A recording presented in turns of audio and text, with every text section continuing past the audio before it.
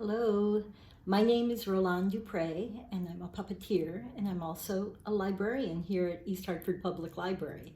And I have with me a character, a marionette character. Now, a marionette is a puppet on strings.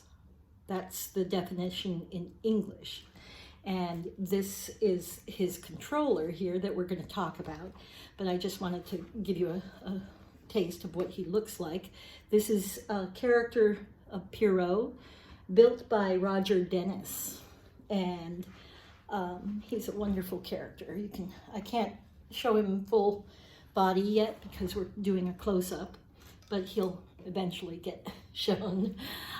This is his controller. We're going to talk about this today because for my series on making a miniature marionette, I'm using this design for the controller, and it's called a double airplane, and you can kind of see why, because there's two pieces here. Here is one cross that looks like an airplane, and then another one on top of it, and they are connected with these cords here, and that's a loose connection so that what happens is you can kind of get them together and do different things with them.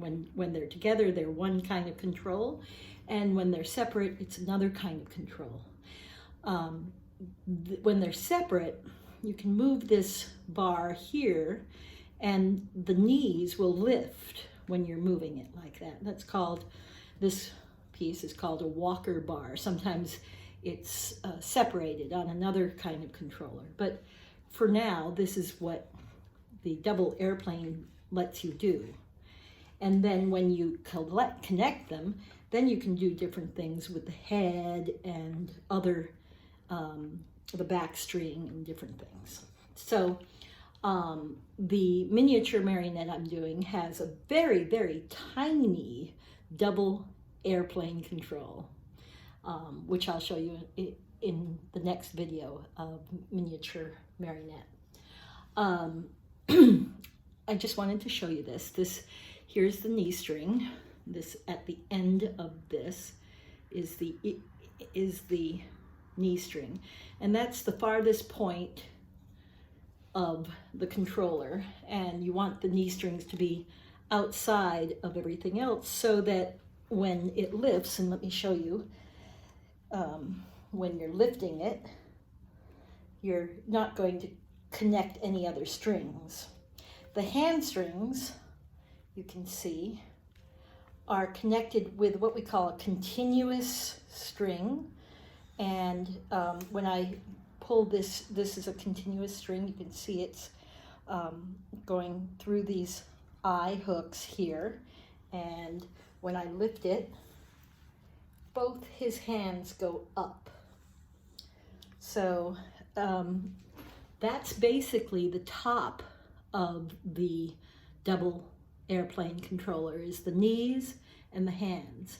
Because when you're walking, and here we're walking, you might want to wave to somebody. So you have control over the continuous string, and you have control over the knee strings. Now, the bottom part has strings connected to the head. And these strings, if you can see, if I can show you. So here's this string here, and that is connected to the side of the head. This figure only has 2 head strings. Sometimes there's what we call a nose string, so the figure can look up. Oops. You can look up when you pull the nose string. Or sometimes there's another string connected to the back. But this one only has 2 strings on its head. And that's the same with our miniature marionette. It only has 2 strings on its head. Another string that is here is the shoulder string. Now, I spent a long time with the miniature marionette figuring out a shoulder block for that. This is a primary holding up kind of string. It's one of the first strings that you string when you string a marionette is the shoulder string, so that you can gear the height of the marionette, and you can also know for the other strings where that's going to be. So the shoulders are very important, even before the head. Now, this last string, which is on the end of the second tier of the double airplane control, is a string that goes down to the back, the bottom of the back.